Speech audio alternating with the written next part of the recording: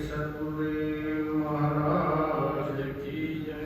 ओम श्री परमात्मने नमः। राम गीता श्री भगवान वाच विश्वं यदेतत् परमार्थ दर्शनम् विलापयेदात्मनि सर्वकारणे पूर्णाचिदानन्दमयो अवतिष्ठते न वेदबाह्यं न च किञ्चित् अन्तरम् पूर्वं समाधेरखिलं विचिन्त्य ओंकारमात्रं सचराचरं जगत् तदेव वाच्यं प्रणवो हि वाचको विभावति अज्ञानवशान्न बोधते। प्रातः स्मरणीय अर्चनीय वंदनीय पूज्यपाद सतगुरुदेव भगवान की श्री चरण कमलों में बारंबार दंडवत प्रणाम। समुपस्थित गुरु भक्तों, श्रद्धामयी माताओं, बहनों तथा अनाथ बच्चों, भगवान की असीम महती महान विशेष कृपा के फलस्वरूप हम सभी इस पावन पवित्र स्थल में बैठ करके अध्यात्म रामायण में राम गीता पर चिंतन कर रहे हैं। भगवान शंकर मां पार्वती को एक कथा सुना रहे हैं और बताते हैं कि इसी जन्म में ही हमको अपने स्वरूप की प्राप्ति करनी है, तो उसको ठीक ठीक बोध होना चाहिए। और वो बोध कैसे होता है? एक शक्ति वृत्ति, एक गुणी वृत्ति और एक लक्षणा वृत्ति।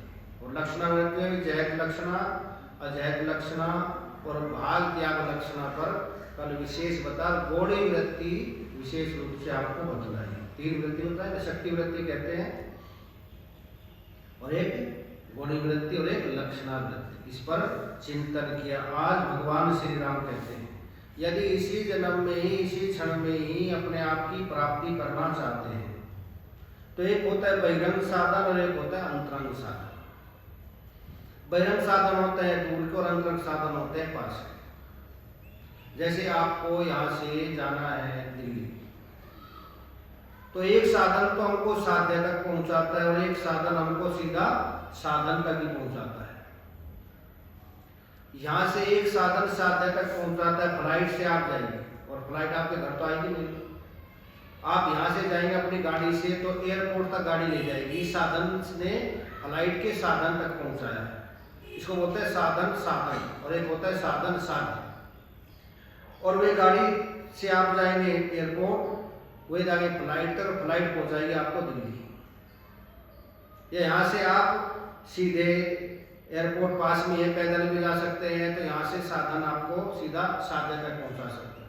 पर आपको जाना है यहाँ से चेन्नई, गाड़ी से अपनी पहुंच सकते हैं। अगर आपको जाना है यहाँ से अमेरिका, तो उसके लिए साधन साधन तक पहुंचाएगा और वो साधन साध्य तक पहुंचाता है।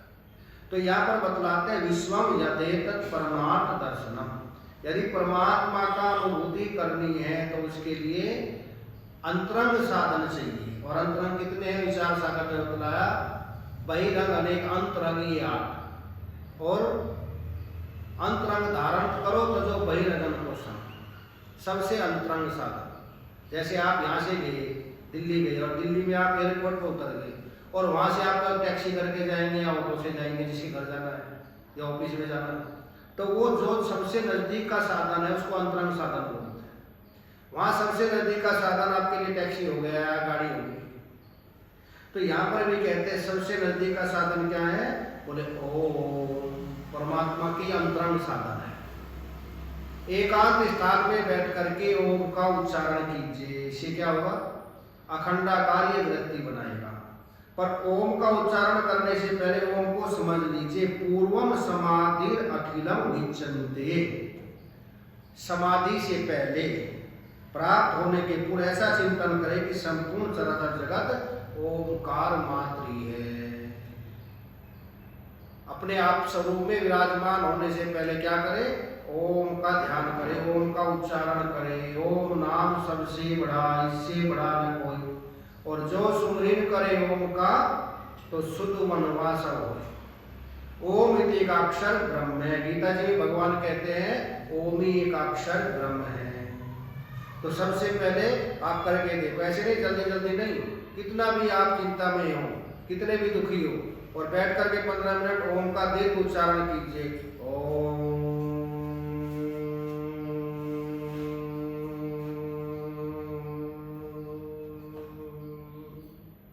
जैसे घंटा बजाते हैं ना मंदिर में, आवाज बात बोले ऐसे 15 मिनट करके देखो, एकदम शांति मिलेगी। तो ओम का केवल ओमकार मात्र है, यह संसार का वाच्य है, और ओमकार इसका वाचक है। एक होता है वाच्य और एक वाचक, एक होता है नाम और एक होता है नामी। वाच्य वाचक को समझेंगे, वाच्य कहते हैं नाम को, वाचक कहते हैं नामी को। तो नाम क्या है? ओम, और ये संसार क्या है उसका? सारा नामी है। तो नाम से नामी की पहचान होती है। तो यहाँ पर भी कहते हैं कि इसका क्या है कि संसार वाच्य है और ओमकार क्या है? वाचक है। तो इस ओम का ठीक ठीक ध्यान कीजिए, ये नहीं जपना ही है, ओम को पहले ठीक ठीक इसको समझ लीजिए। ओम का अर्थ क्या होता है, जागृत में क्या है, स्वप्न में क्या है, सुसुप्ति में क्या है। तो हमारे यहाँ भगवान ने कहा ओम इति का अक्षर ब्रह्म है, ओम एक अक्षर ब्रह्म है। तो ओम में लक्ष्यार्थ तो कल बतलाया, आज वाच्यार्थ में बताते हैं। जब तक वाच्यार्थ को नहीं समझेंगे तो लक्ष्यार्थ को ठीक ठीक नहीं समझ सकते। तो ओम में 3 मात्राएं होती है। मात्रा का मतलब तोलना, जैसे दूध कैसे तोलते हैं, कितनी मात्रा में दूध है, कितनी मात्रा में पानी है। मशीन होती है इनके पास, दूध वालों के बता देते हैं कितनी मात्रा में इसमें ये दवाई है, कितनी मात्रा में ये दवाई है, कितनी मात्रा में ये दवाई है। उसमें लिखा रहता है आयुर्वेदिक में भी, इतनी मात्रा में ये है, इतनी मात्रा में ये, इतनी मात्रा में। मात्रा का मतलब तोलना। तो तोल दिया गया, कोसी तो होती है किलो से, कोसी होते हैं लीटर से। तो यहाँ पर तोलते हैं। सबसे पहले अकार मात्रा आती है, वाचार्थ बताते हैं इसका। और वाचार्थ में बोल कर देखो ओम, अकार, उकार और मकार, 3 मात्राएं। तो अकार मात्रा को यहाँ पर तोलते हैं। अकार मात्रा में कहते हैं स्थूल शरीर है, और संसार क्या है? स्थूल संसार है। और वृत्ति बहिर्मुखी है यहाँ पर, और 19 मुख है, 7 अंग है, और व्यष्टि में है विश्व और समष्टि में है विराट। ये तोल दिया गया अकार मात्रा से। अकार मात्रा में इतना आ गया पूरा विश्व। व्यष्टि में क्या आ गया? विश्व, और समष्टि में यहाँ पर आ गया विराट। तो ये अकार मात्रा से तोल दिया गया। दूसरी मात्रा बताते हैं उकार। उकार में क्या होता है? सूक्ष्म शरीर होता है। यहाँ स्थूल शरीर होता है, यहाँ पर सूक्ष्म शरीर होता है। सूक्ष्मी भोग होते हैं, वहाँ स्थूल भोग होते हैं, यहाँ सूक्ष्म भोग होते हैं। और यही 19 मुख होते हैं। 19 मुख में 5 ज्ञानेंद्रिय, 5 कर्मेंद्रिय, 5 प्राण, मन, बुद्धि, चित्त, अहंकार। ये हो गए 19 मुख। और 7 अंग हो गए मूलादि। और वहाँ बुद्धि बहिर्मुखी है, यहाँ बुद्धि हो गई अंतर्मुखी। ये उकार मात्रा से तोल दिया। व्यष्टि में होता है यहाँ पर तेजस, और समष्टि में होता है हिरण्यगर्भ। अगर मांडुक्य उपनिषद को ठीक ठीक पढ़े तो विस्तार से उसमें दिया गया, पूरा विस्तार से। तो ये उकार मात्रा से तोल दिया गया। अब मकार मात्रा से तोलते हैं। मकार मात्रा में कोई भी नहीं होता, न मुख होते न अंग होते। यहाँ पर व्यष्टि में होती है प्राग, और समष्टि में होता है ईश्वर, और अवस्था होती है सुसुप्ति अवस्था। तो सुसुप्ति अवस्था में हमारा क्या कार्य करता है? वहाँ पर बुद्धि कार्य करती है, कि मन काम करता है, कि ज्ञानेंद्रिय काम करती है? क्या काम करता है? कुछ भी काम नहीं करता। फिर भी जानने वाला कौन है? आज मेरे को बहुत अच्छी नींद आई, कुछ पता नहीं चला, तो बताने वाला कौन है? कहते हैं जब बुद्धि भी अपने स्वरूप में नहीं पहुंचती, मन भी नहीं पहुंचता, तो कौन पहुंचता है? अपने को अपने आप ही देखता है, अपने को अपने आप ही देखता है, अपने आप को अपने आप में अनुभव करता है। जैसे दर्पण में हम देखते हैं, मुख देखने वाला कौन है? मैं, और दिखने वाला मैं ही मैं हूँ। यहाँ गैर का कोई काम नहीं, जाते मुतलक में मेरे रूप नहीं और नाम नहीं। नाम रूप से अछूता है। वहां पर व्यष्टि में क्या हो गया? प्राग। प्राग का मतलब बुद्धि, और समष्टि में भी हो गया ईश्वर। हमारे शरीर को कौन चलाता है? सबसे बुद्धि का कार्य है। इसलिए भगवान कहते हैं सबसे महत्वपूर्ण शरीर में बुद्धि है। किसी की आंख खराब हो गई, काम चल जाएगा। हाथ नहीं उठता, खराब हो गया, तब भी काम चल जाएगा। पैर नहीं चलते, तब भी काम चल जाएगा। अगर बुद्धि खराब हो गई, बुद्धि तेषाम अधिको विशेष बुद्धि विहीना पशु भी समान। और कठोपनिषद में कहा आत्मा नाम रथि विद्धि शरीरम रथि में तु बुद्धिम तु सारथि विद्धि मन प्रग्रह में छ। आत्मा है रथी और इसमें सारथी है बुद्धि। सबसे ज्यादा काम किसका है? गाड़ी चलाने वाले का, सारथी का। और मन का है लगाम और इंद्रियों का है घोड़े। अगर सारथी ठीक है तो ठीक जगह ले जाएगा, अगर बुद्धि हमारी ठीक है तो ठीक जगह ले जाएगी। और बुद्धि बिगड़ गई, बुद्धि बिगड़ी मेरे यार की जाना था कहाँ पहुंचा है। तो सबसे ज्यादा बुद्धि का है। जाको विधि दारुण दुख दे ताकि मति पहले हरे। गीता जी में भगवान कहते हैं नाश कहाँ से शुरू होता है, मनुष्य का पतन कहाँ से शुरू होता है। तो यहाँ पर बताते हैं पतन का कारण यही है। ध्याय तो विषयान पुरुष संगस्तेषु जायते संगात संजायते कामा कामात क्रोधो भी जायते क्रोधात भक्ति सम्मोहात सम्मोहात स्मृति भ्रम और स्मृति भरसात बुद्धि नाशो बुद्धि नाशात प्रणश। दूसरा अध्याय में बताते हैं कहाँ से नाश होता है। पहले विषयों का ध्यान करता है और ध्यान करता है तो उनको प्राप्त करने ऐसे ही संग मिल जाता है, ऐसों का संग करता है और संग मिल जाता है तो उसको प्राप्त करने की इच्छा होती है और उसमें कोई रुकावट डालता है उस पर क्रोध आता है और क्रोध में बुद्धि रहती नहीं। बुद्धि और क्रोध कहाँ रहते हैं? मस्तिष्क में। हमारे महाराज जी कई बार सुना था आप लोगों ने। एक बार एक बहुत सुंदर स्त्री निकली, उससे पूछा कहाँ रहती हो आप? बोले मैं मस्तिष्क में रहती हूँ। बहुत अच्छी बात है, बुद्धि को मस्तिष्क में रहना चाहिए। फिर एक स्त्री और निकली, बोले आप कौन हो? बड़ी सुंदर हो, बड़ी शांत हो कि मैं लज्जा हूँ, आंखों में रहती हूँ कि अच्छी बात है, शर्म आंखों में रहनी चाहिए। फिर एक स्त्री और निकली, बोले आप कहाँ रहते हो? कौन हो? कि मेरा नाम है दया और मैं हृदय में रहती हूँ। अच्छी बात है, दया धर्म का मूल है, पाप मूल अभिमान, तुलसी दया ने छोड़िए जब तक घट में प्राण। एक और निकली स्त्री से पूछा आप कौन है, कहाँ रहते हैं? कि मेरा नाम है शक्ति और मैं रहती हूँ पीठ में। बहुत अच्छी बात है, पीठ में शक्ति रहनी चाहिए। फिर एक राक्षस जैसा काला काला सा, बड़ी बड़ी आंखें, बड़े बड़े नाखून, पूछा आप कौन हो, कहाँ रहते हो? कि मेरा नाम है क्रोध और मैं रहता हूँ मस्तिष्क में। कि मस्तिष्क में तो बुद्धि रहती है कि जब तक रहते जब तक मैं नहीं आता। क्रोध आया और बुद्धि बाहर। अब देखो क्रोध में न माँ को समझे न भाई को समझे, किसी को नहीं समझेगा क्रोध। क्रोध में बुद्धि काम नहीं करती। फिर आंखों में पूछा कि आप कौन रहते हो? राक्षस जैसा निकला कि मेरा नाम काम है, मैं आंखों में रहता हूँ। कि आंखों में तो लज्जा शर्म रहते हैं, जब तक ही रहते जब तक मैं नहीं आता। कामी पुरुष को शर्म कहाँ है, दयाहीन को धर्म कहाँ है, और ज्ञान हुआ तब भ्रम कहाँ है। और चौथी भूमिका तक शोध है, तीसरी भूमिका तक शोध है, चौथी में शोध कहाँ है। एक और निकला, बोले आप कहाँ रहते हो? मेरा नाम लोभ है, मैं हृदय में रहता हूँ। हृदय में दया रहते है कि जब तक ही रहते मैं नहीं आता। लोभी आदमी के अंदर दया नहीं होती। और एक ज्वर निकला, बुखार, आप कहाँ रहते हो? कि मैं पीठ में रहता हूँ। पीठ में शक्ति रहती है कि तब तक ही रहते मैं नहीं आता। तो बुखार चढ़ जाता, क्या बोलते हैं? बुखार ने कमर तोड़ दी। कोई नहीं कहता घुटने तोड़ दिए, गर्दन तोड़ दी, हाथ तोड़ दिए, कहते बुखार ने कमर तोड़ दी, पीठ तोड़ दी। तो ये यहाँ पर रहते हैं। तो इसीलिए यहाँ कहते हैं कि इसको सबसे ज्यादा काम किसका है? बुद्धि का काम है। और बुद्धि अगर ठीक है तो सब कुछ ठीक होगा, बुद्धि बिगड़ गई तो सब कुछ बिगड़ गया। और बुद्धि किससे मिलती है? जब ओम का ठीक ठीक उच्चारण करते से बुद्धि शुरू होती है। तो यहाँ पर कहते हैं ओम ही सबसे बड़ा है, वो अक्षर है। और सब क्या है? क्षर है। क्षर का मतलब नाश होने वाला। ओम देखो किसी अक्षर में नहीं आता, तो ओम सबसे अलग है। और सब में हमारे कहीं पर भी देखो, मुसलमानों में कहीं पर भी देखो ओम से ही सब शुरू होता है। तो इसीलिए कहा अगर अपना अंतःकरण शुद्ध होना है तो ओम का जप कीजिए। वो एक सबसे अंतरंग साधन है अपने आप को प्राप्त करने के लिए।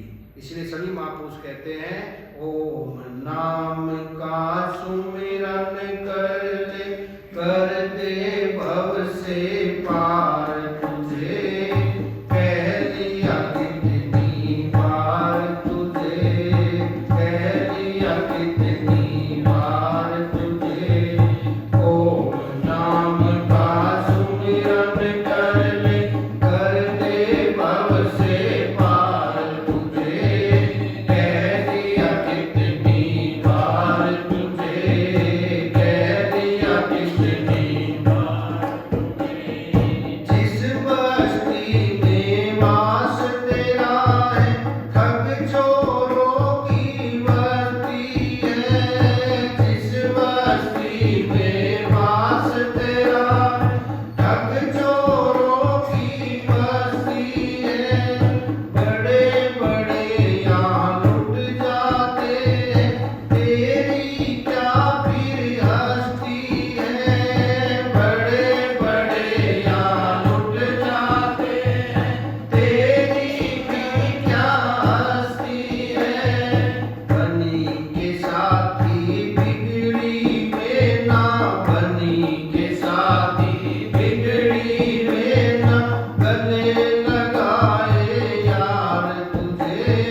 कह दिया कितनी बार तुझे, कह दिया कितनी बार तुझे। ओम नाम का सुमिरन कर ले, कर दे भव से पार तुझे, कह दिया कितनी बार तुझे, कह दिया कितनी बार तुझे।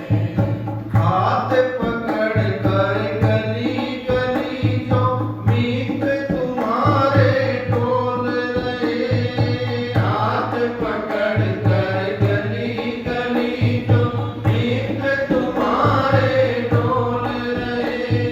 कोयल से भी मीठी बोली कदम कदम पर बोल रहे, कोयल से भी मीठी बोली कदम कदम पर बोल रहे। जिसको अपना समझ रहा तू, जिसको अपना समझ रहा तू, धोखा दे संसार तुझे, कह दिया कितनी बार तुझे, कह दिया कितनी बार तुझे। ओम नाम का सुमिरन कर ले, कर दे भव से पार तुझे, कह दिया कितनी बार तुझे, कह दिया कितनी बार तुझे। दौलत का दीवाना बनकर नींद नशे में डोल रहा, दौलत का दीवाना बनकर नींद नशे में डूब रहा। कथा कीर्तन यज्ञ हवन लो धर्म कर्म को भूल गया, कथा कीर्तन यज्ञ हवन ना धर्म कर्म को भूल गया। ईश्वर को भी नहीं मानता, ईश्वर को भी नहीं मानता, ऐसा चढ़ा कुमार तुझे, कह दिया कितनी बार तुझे, कह दिया कितनी बार तुझे। ओम नाम का सुमिरन कर ले, कर दे भव से पार तुझे, कह दिया कितनी बार तुझे, कह दिया कितनी बार तुझे। जितने भी यहाँ से गए हैं, कितना धन ले साथ गए, जितने भी प्राणी गए हैं, जितने भी प्राणियां गए हैं, कितना धन ले साथ गए। लक्ष्मण सिंह बेमोल गए, वे तो सारे खाली हाथ गए, लक्ष्मण सिंह बेमोल गए, वे तो सारे खाली हाथ गए। तू भी खाली हाथ जाएगा, तू भी खाली हाथ जाएगा, देखेगा संसार तुझे, कह दिया कितनी बार तुझे, कह दिया कितनी बार तुझे। ओम नाम का सुमिरन कर ले, कर दे भव से पार तुझे, कह दिया कितनी बार तुझे, कह दिया कितनी बार तुझे। तो ओम इति का अक्षर ब्रह्म है, ओमी का अक्षर ब्रह्म है। समाधि के पूर्व ऐसा चिंतन करें कि संपूर्ण जगत केवल ओमकार मात्र ही है, एक ओम ही है, और संसार वाच्य है, और ओमकार इसका वाचक है। ओम नाम है, और ये सारा नाम ही है। अज्ञान के कारण इसकी प्रतीति होती है, इस संसार की किसके कारण होती है? अज्ञान के कारण प्रतीत होती है, वरना ये है नहीं। प्रतीत इसको कहते हैं जो वस्तु जहाँ है नहीं वहाँ प्रतीत होती है। जैसे रज्जु में सर्प प्रतीत होता है नहीं, जैसे ठूठ में चोर प्रतीत होता है नहीं। आकाश में नीलिमा, साफ आकाश तो कैसा दिखाई देता है? नीला, पर आकाश में नीलिमा है नहीं। इसी प्रकार ये जगत दिखाई तो देता है पर ये है नहीं। तब ये ओमकार का ठीक ठीक जब जाप करके और इसको ठीक ठीक अर्थ समझ के तब ये दृष्टि बदल जाती है, और दृष्टि बदलती है तब ठीक समझ में आता है ये विश्व परमात्म स्वरूप है। एक होता है दृष्टि और एक होते है सृष्टिवाद और एक होता है दृष्टिवाद, तीसरा होता है अजातवाद। वेदांत में 3 वाद मानते हैं। तो एक तो मोटे आदमी बुद्धि के तो मानते हैं सृष्टि दृष्टिवाद। दूसरे नंबर ये कहते हैं नहीं, जैसी दृष्टि ऐसी सृष्टि। जैसे आप यहाँ पर आए और आपने आकर के देखा यहाँ ये पुस्तक लिखी है, इसमें लिखा है अमृत झरण, तो अमृत झरण पहले रखी है, आप आए और आपने पढ़ लिया आपने अमृत झरण, तो सृष्टि पहले है कि दृष्टि पहले है? ध्यान से सुनना थोड़ा। सृष्टि पहले है कि दृष्टि पहले है? पहले सृष्टि है, पहले पुस्तक है, तभी तो हमारी दृष्टि बनती है। इसको बोलते हैं सृष्टि दृष्टिवाद। और एक होते हैं दृष्टि सृष्टिवाद, बोले नहीं जैसी दृष्टि ऐसी सृष्टि। मरुमरीचिका में मृग तृष्णा में हमको जल भासता है, दूर से नदी के किनारे जाओ, सूर्य की किरणें पड़ती है तो क्या दिखाई देता है? वहां जल है, क्या दिखाई क्या दे रहा है? ये दृष्टि सृष्टिवाद है कि सृष्टि दृष्टिवाद है? ये दृष्टि सृष्टिवाद। जैसी हमारी दृष्टि जैसी भावना करते हैं ऐसा हो जाता है। एक जगह रस्सी पड़ी है, एक आदमी देखता है उसमें सर्प है, सर्प उसकी दृष्टि में है कि रस्सी में है? यहाँ क्या हो गया? दृष्टि सृष्टिवाद। ये कहता नहीं माला है, उसकी दृष्टि में क्या हो गई? माला। ये कहता नहीं ये भूमि में दरार है, पृथ्वी में दरार है। ये कहता नहीं नहीं ये डोरी पड़ी हुई है, और ये कहता है सर्प है। तो जितने आदमी अलग अलग जैसी दृष्टि ऐसी सृष्टि, जागी रही भावना जैसी प्रभु मूर्ति में देखी तैसी। तो यहाँ पर बोलते हैं कि नहीं दृष्टि सृष्टिवाद, जैसा हमको संसार अंदर सोचते हैं ना, संकल्प करते हैं, ऐसे खड़ा हो जाता है। अलग अलग सबके अंदर खड़ा हुआ है, जो अंदर है वो बाहर दिखता है।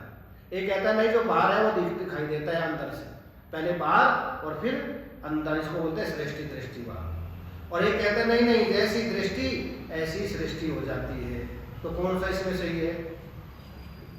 दोनों ही सही है अपनी जगह। जैसे जब तुलसीदास जी वृंदावन में गए, वृंदावन में कथा होती है ना, भागवत ज्यादा होते हैं ना वृंदावन में, और शास्त्रों में कहीं भी आप देखो वृंदावन में कोई कथा हुई है क्या? कोई पुराण पढ़ लीजिए, कहाँ हुई है कथा ज्यादा? नैमिषारण्य में हो रही है या हरिद्वार में हो रही है, ये भागवत जी कहाँ हुई? वृंदावन में कोई भागवत हुई है क्या? भागवत पढ़ो, आप विष्णु पुराण पढ़ो, कोई भी पढ़ो, वृंदावन में कोई कथा नहीं हुई। अब तो ज्यादा बने लगी कलयुग में, पर कोई भी कथा किसी पुराण में आप देखो कि वृंदावन में हुई हो।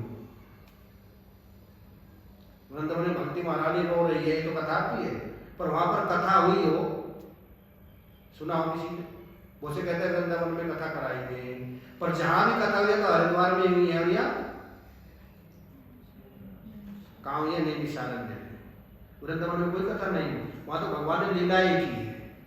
उन लीलाओं को गाने के लिए नदी के किनारे वहां पर जाकर के हुई है। कहते हैं मरणासन व्यक्ति को गंगा मैया का सेवन करना चाहिए, दोनों भक्ति करनी चाहिए तो यमुना जी किनारे कीजिए, और मोक्ष प्राप्त करना है तो मोक्षदायिनी कौन है? गंगा मैया। अच्छा ध्रुव जी आप देखो, ध्रुव ने भक्ति कहाँ की? जब भक्ति करने के लिए कहाँ गए? यमुना जी किनारे। जब ज्ञान की प्राप्ति के लिए कहाँ गए? ध्रुव जी कहाँ गए ज्ञान प्राप्त करने के लिए? हरिद्वार में गए, ऋषिकेश के ऊपर है ब्रह्मपुरी, वहां पर है ध्रुव तपोस्थली, वहां जाकर के गंगा मैया मोक्षदायिनी है। राजा परिषद कहाँ गए? वृंदावन गए, सुखताल में गए, मोक्ष देने वाली गंगा मैया है। तो बहुत से महात्मा काशी जी में हरिद्वार से बाहर नहीं जाते, बोलते अब आखिरी समय जैसे स्वामी राम सुखदास जी थे ना, कहीं नहीं गए, बस गंगा जी के किनारे वहीं पर ये शरीर छूटना चाहिए, क्योंकि मोक्षदायिनी गंगा मैया है। गंगा पापम शशि तापम देन्यम कलक तरुस्तता, गंगा जी सब कलमशों को दूर करने वाली है। तो वृंदावन में लीलाएं भगवान ने की है, पर कथा कोई हुई नहीं। आजकल तो बहुत ज्यादा होने लग रहे वृंदावन में। तो यहाँ पर क्या कह रहे थे कि ये अपने आप की प्राप्ति अगर करनी है तो उसके लिए क्या कीजिए? दृष्टि सृष्टिवाद और सृष्टि दृष्टिवाद। तो तुलसीदास जी एक बार गए, कहाँ गए? वृंदावन में जाकर के उन्होंने बांके बिहारी जी के दर्शन किए, सब कर रहे थे, हाथ जोड़ रहे थे, उन्होंने नहीं जोड़े। बोले मैं तब हाथ जोड़ूंगा जब धनुष बाण लेकर के खड़े हो जाएंगे, उससे पहले मैं बंसी वाले घोड़े उड़ने वाला नहीं, मैं तो राम के भक्त थे। तो भगवान धनुष बाण लेके खड़े हो गए, तब उन्होंने हाथ जोड़ा। बोले आप क्यों जोड़ रहे हो? कि भगवान देखो धनुष बाण लेके खड़े हैं। अब ये बताओ कि भगवान धनुष बाण लेके खड़े हुए थे कि तुलसीदास जी की दृष्टि में दिखाई दे रहे थे? भगवान तो वही वंशीधारी है वहां पर अब क्या दिखाई दिया उनको? देखते देखते दिखाई क्या दे गया कि हाँ ये कौन है? भगवान श्री राम है। अब शीश नवाया, तो इसको बोलते हैं सृष्टि बदली की दृष्टि बदली है। पर वे क्या समझ रहे हैं? सृष्टि बदल गई। पर शास्त्र क्या कहते हैं? तुलसीदास जी की दृष्टि बदल गई। तो दृष्टि बदलता है वेदांत, सृष्टि नहीं बदलता। जैसे हमें ऐसे ही रहेंगे, काले काले रहेंगे, गोरे गोरे रहेंगे, लंबे लंबे रहेंगे, ठिकने ठिकने रहेंगे, और जहां है वहीं रहेंगे। बेंगलोर में रहो, भागने से काम नहीं चलेगा, जागने से चलता है। बस दृष्टि बदल जाएगी। और दृष्टि ज्ञान में पश्चेत ब्रह्म। दृष्टि बदल गई तो सब कुछ बदल गया। नजर बदल गई तो नजारे बदल गए, और किश्ती बदल गई तो किनारे बदल गए। तो यहाँ पर कहते हैं दृष्टि सृष्टिवाद, एक कहते हैं नहीं सृष्टि दृष्टिवाद है।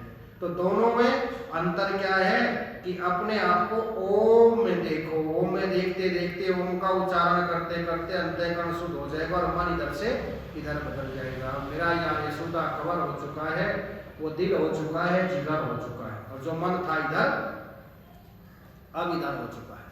बस मन बदल गया और कुछ नहीं बदलना है। अपन ने तन बदलना, न धन बदलना, न मकान बदलना, कुछ नहीं बदलना। इस मन को बदल लीजिए, और मन जब दृष्टि बदल जाएगी तो अपने आप में आएगी। परंतु ये कहता है नहीं सृष्टि दृष्टिवाद ठीक है, कहता है दृष्टि सृष्टिवाद ठीक है। और यहाँ कहते हैं आत्मचिंतन करने वाले पुरुष को चाहिए एकांत देश में इंद्रियों को उनके विषयों से हटाकर, और ठीक ठीक अपनी दृष्टि अपने आप में जमा करके। पर क्रोध में सृष्टि अलग होती है, दृष्टि अलग हो जाती है। आपने कथा सुनी होगी, जब भगवान श्री राम वनवास में गए और सीता जी का हरण करके रावण ले गए, तो खोज करने के लिए कौन गए? हनुमान जी गए। और हनुमान जी ने वहां जाकर के पूछा सीता जी कहाँ हैं? विभीषण ने बताया अशोक वाटिका में। वहां पर गए, अशोक वाटिका में मुद्रिका दी, भूख लगी थी, फल खाए, माता जी की अनुमति लेकर वे आए तो सबको मार दिया और लंका को जला करके वापिस आ गए। तब विभीषण भी वहां पर आ गए भगवान के चरण कमलों में। तो एक दिन भगवान ने पूछा तुम हनुमान जी गए थे अशोक वाटिका में, अशोक वाटिका में तुमने क्या देखा? बोले जी मैंने वहां सबसे अच्छी चीज देखी, जितने भी फूल थे सब लाल लाल खिले हुए थे और मोटे मोटे लाल लाल फूल खिले। विभीषण ने कहा नहीं फूल तो वहां पर सब सफेद है। कैसे फूल है? सफेद फूल है, लाल एक भी नहीं। मैं रोज भ्रमण करने के लिए जाता था, रोज सुबह सुबह घूमने के लिए जाता था।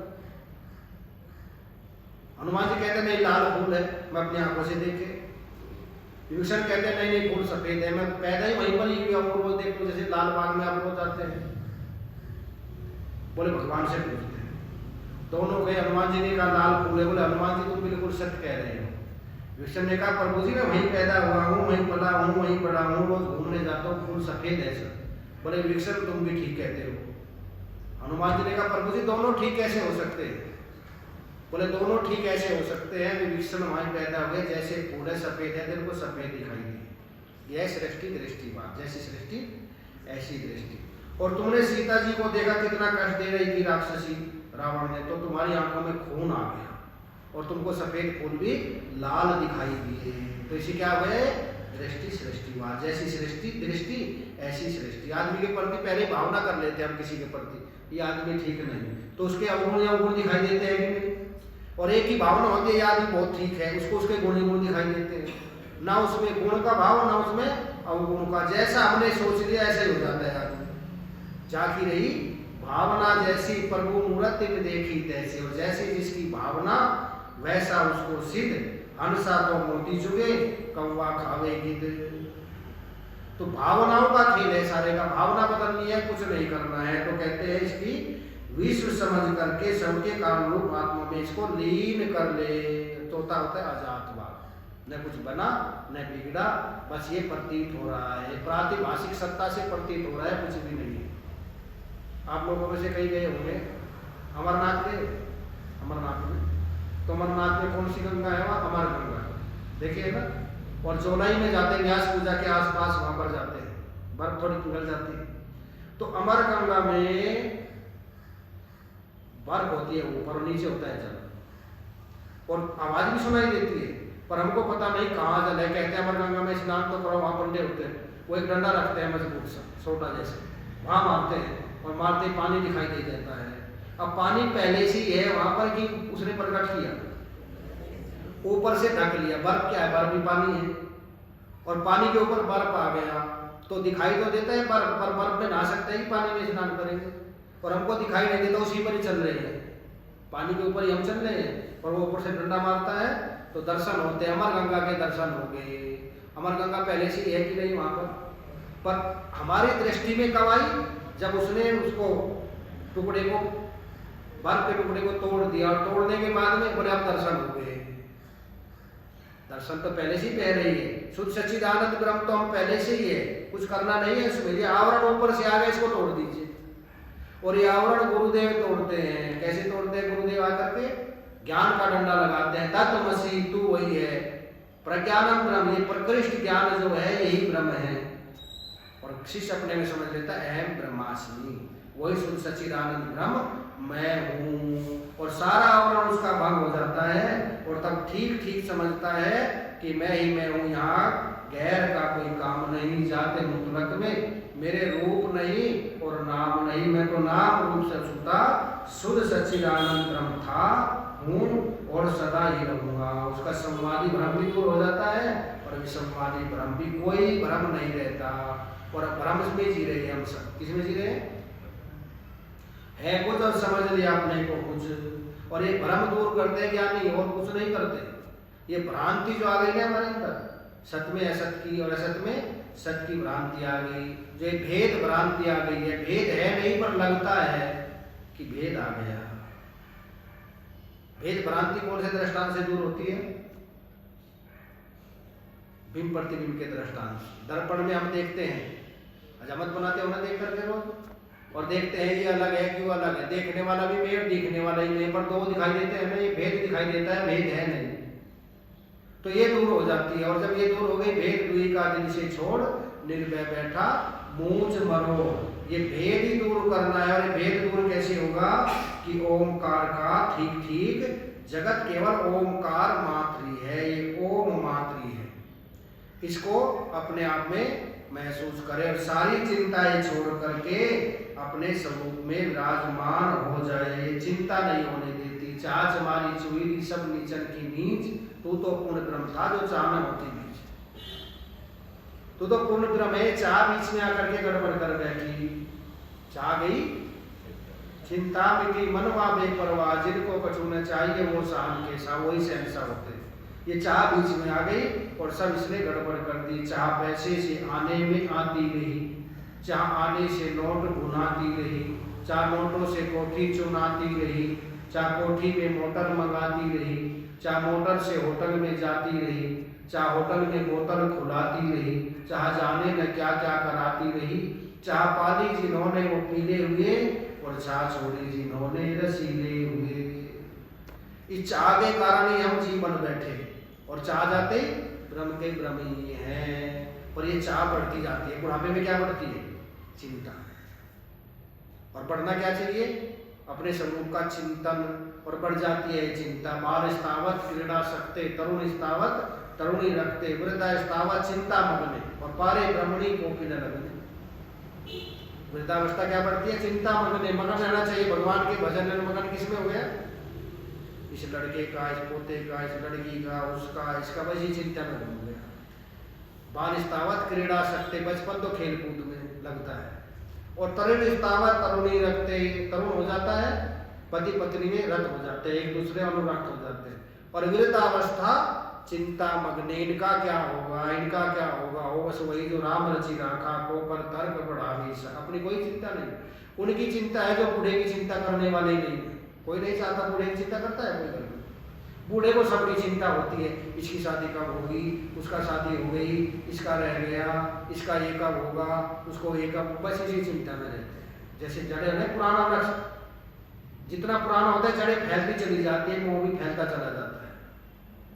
और बचपन में तो जल्दी हट जाएगा, क्योंकि बचपन किसमें होता है? इंद्रियों के तक सीमित होता है। प्रभाव कहाँ पड़ता है बचपन का? इंद्रियों तक। बच्चा होता है छोटा, उसको आप खिलौने रख दो, मोबाइल रख दो, खेलता रहेगा, उसके पास से हटा दो तो भूल जाएगा। उसकी छाप पड़ती है इंद्रियों पर। और मन की छाप पड़ती है, मन की छाप से वापस होता है। जवानी में मन तक छाप पड़ती है, और बुढ़ापे में बुद्धि पे छाप पड़ गई तो यहाँ से बड़ा मुश्किल है वापस आना। वृद्धावस्था चिंता मग्न, कितना भी समझाओ उसका मोह दूर नहीं हो सकता, छाप बुद्धि पर पड़ गई। तो इंद्रियों तक छाप से वापस आ सकता है, मन की छाप से वापस आ सकता है, पर बुद्धि की छाप से वृद्धावस्था चिंता मग्न। कितना वेदांत सुनाओ, कितने वैराग्य सुनाओ, जहाँ है 1 इंच भी नहीं सरकेंगे, वहीं के वहीं रहेंगे, बस फिर घूम करके वहीं आ जाएगा। जैसे राम जी कहते हैं काई होती है ना, काई पानी से हटाओ, हटाते एकदम फिर वहीं आ जाते हैं। तालाब में देखो काई होती थी, हटते तुरंत वहीं आ जाती है। और सत्संग काल तक तो लगता है काम बनेगा, और यहाँ से सीढ़ियाँ उतरते फिर वहीं के वहीं। हमारे महाराज जी कहते हैं ना, फैसला सिर माथे पंचों का, पतराना वहीं पड़ेगा। जहां है वहां से हमको थोड़ा भी आगे बढ़ना नहीं है। कौन नहीं बढ़ने देता? कहते हैं ये मोह नहीं बढ़ने देता, ये तादात्म्य संबंध जो हो गया है अपने शरीर से और संबंधियों से, ये वहीं का वहीं रख लेता है। फिर जैसे रबर होती है ना, रबर को खींचो खींच जाती है, छोड़ते फिर वहीं की वहीं आ जाती है। तो ये हमारा मन बुद्धि फिर वहीं की वहीं आ जाती है। अगर इससे ऊपर उठना है तो लोड थोड़ा कम करो। संबंध टूटते हैं ना, बार बार माला लेके बैठते हैं, संबंध टूट जाए ठाकुर जी से, कभी वहां चले जाता है, कभी वहां, कभी वहां। जैसे लोड बहुत हो जाए, एसी चल रहे हैं सब, और वॉशिंग मशीन भी चल रही है, और हमने गीजर भी चालू कर दिया, फ्यूज उड़ जाता है। बार बार बुलाते हैं बिजली वाले को, देखो हमारे घर में फ्यूज भी उड़ जाता है। या जनरेटर चलाते हैं ना, जनरेटर और नहीं चलता तो बंद हो जाता है, या फ्यूज उड़ जाता है, दब जाता है। बोले इसमें कमी क्या है? वो आकर के कहता है देखो माता जी लोड कम करो। आपके यहाँ लोड जाता है, जनरेटर छोटा है, ये पुराना हो गया, तो हमारा शरीर तो हो गया पुराना, और लोड कितना हो गया इसका?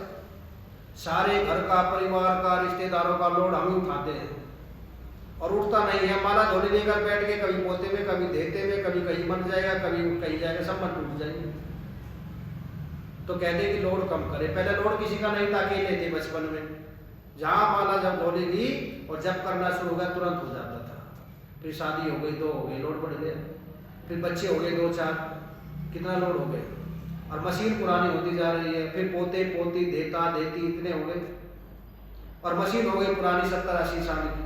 अब लोड तो अपने शरीर का नहीं उठता, सबका उठाना चाहता है, सबका लोड मैं ही उठाऊं। अब लोड उठाएंगे संबंध टूट जाएंगे कि रहेंगे, तो फिर क्या करे? सबको कहते अपना अपना लोड उठाओ, मेरे बस के अब लोड उठाना नहीं है किसी का भी, किसी का लोड अब हम नहीं उठा सकते, अपने शरीर का उठा ले, इतना ही बहुत है। और फिर देखना माला झोली लेके बैठो, तुरंत संबंध टूट जाएंगे।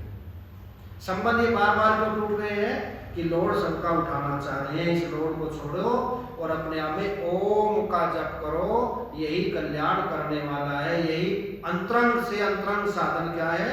ओम पूर्वम समाधि रखिलम, समाधि के पूर्व होने के पूर्व ऐसा चिंतन करे कि संपूर्ण चराचर जगत केवल ओमकार मात्र ही है। ओम अक्षर बिंदु, यही अपना स्वरूप है। पहले उसका जप करे और फिर अंदर अंदर ध्यान करे, और ध्यान करके अपनी वृत्ति को वहां पर टिका दे। ऐसे नहीं बिना ज्ञान के ध्यान नहीं करे, इसका ठीक ठीक पहले ज्ञान हो और फिर ध्यान हो जाए, और जब ध्यान हो जाएगा ठीक समझ में आ जाएगा ये ओम ही एक अक्षर ब्रह्म है, यही शुद्ध सच्चिदानंद ब्रह्म है। और इसी को मुझको प्राप्त करने के लिए मनुष्य शरीर मिला है, और इसमें इसी को मुझको प्राप्त करना है। नान्यो पंथो विद्यते अया नाय, इससे अलग न साधन कोई था ना है और न कभी हो सकता है। इसको ठीक ठीक समझ करके अपने आप में विराजमान हो जाए, बस यही ज्ञान है, यही अपना स्वरूप है, यही अपने आप की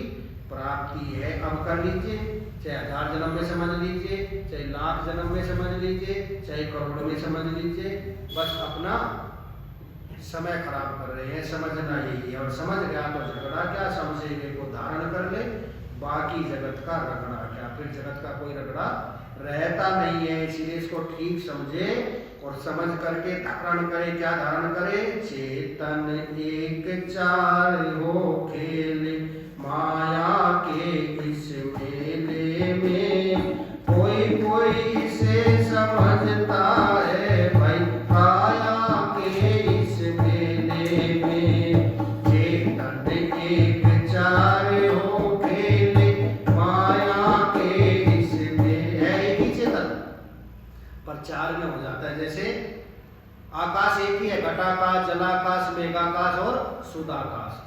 चेतन एक ही है, अकार उकार मकार, और चौथा है अमात्रा, जो तोला नहीं जा सकता, जो मात्रा में नहीं आता, वो अपना स्वरूप ही है।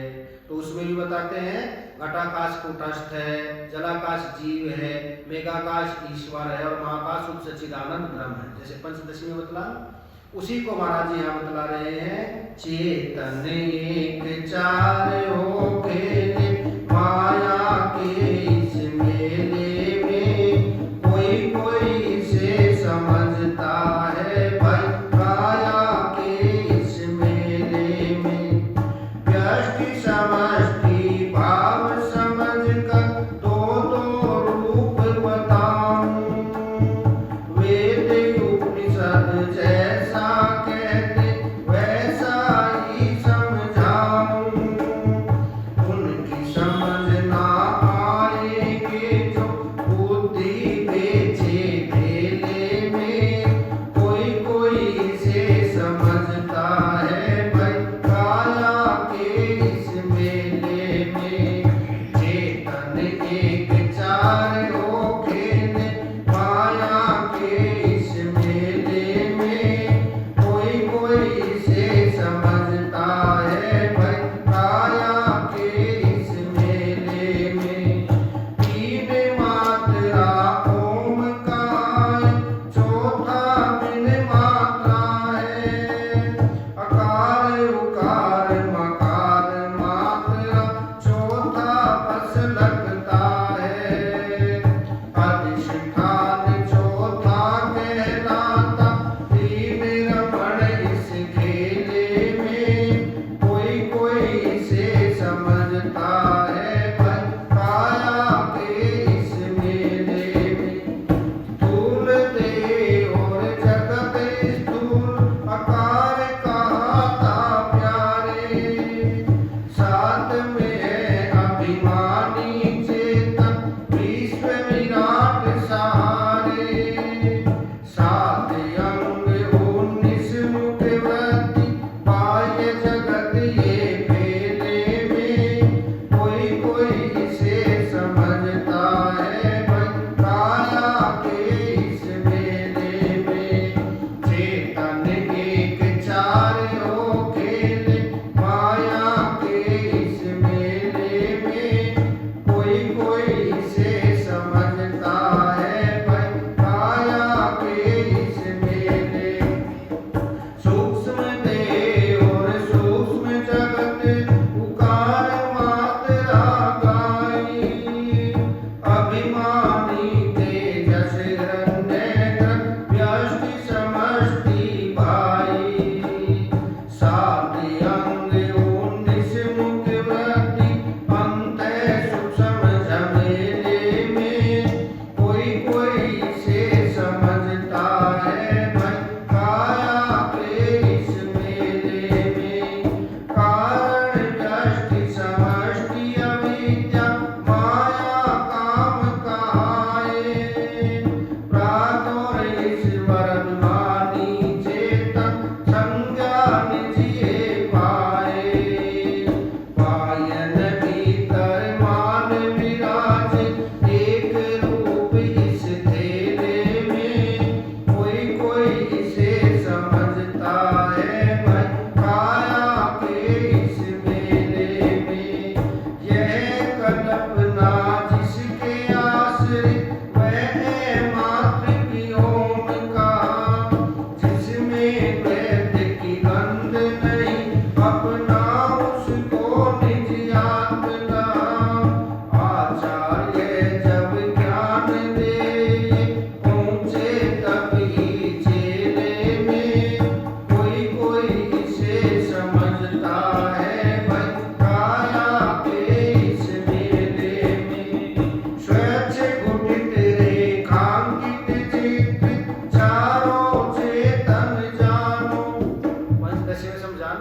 स्वच्छ, पहले क्या है, कपड़ा है बिल्कुल स्वच्छ है, फिर उसको घोटते हैं। अगर कुछ लिखना हो उस पर माता निकालती है ना, छाप करते हैं, घोटित वो घोट जाता है, फिर उसको रेखांकित करते हैं और फिर इसमें चित्र भर देते हैं। पहले जैसे आर्ट पढ़ते हैं उसमें साफ होता है ना कागज, फिर उसके ऊपर क्या करते हैं, स्वच्छ घोटित कर देते हैं, उसको घोटते हैं। पहले तख्ती लिखते थे ना, तख्ती में घोट देते हैं और फिर उसे रेखांकित करते हैं और फिर चित्रांकित कर देते हैं। तो इसी प्रकार ये संसार क्या है, पहले एक स्वच्छ शुद्ध सच्चिदानंद ब्रह्म ही है, फिर उसमें क्या होगा, घटित होगा, माया आ गई और फिर ये रेखांकित कर दिया गया और फिर चित्र भर दिया गया और चित्र भर के ये दिखाई देता है। तो इसलिए कहते हैं स्वच्छ घटित रेखांकित चित्र चारों चेतन जानो, पंचदशी पढ़ करके देखो तभी इनको पहचानो, व्याप्त तर्क को जगह नहीं, मुंह चोरी है सब गेले में, कोई कोई इसे समझता है काया के इस मेले में, चेतन एक चारों खेले माया के इस मेले में, कोई कोई इसे समझता है काया के इस मेले। तो काया का इस मेले में विराजमान है, इसको ओम का ठीक ठीक जप करे, अंतरंग साधन है, ये सबसे समीप का साधन है। तब ये बहिर्मुखी वृत्ति छोड़कर अपने स्वरूप में प्राप्त करेगा। कैसे लीन होगा, इस पर चिंतन कल करेंगे। बोल सतगुरुदेव महाराज।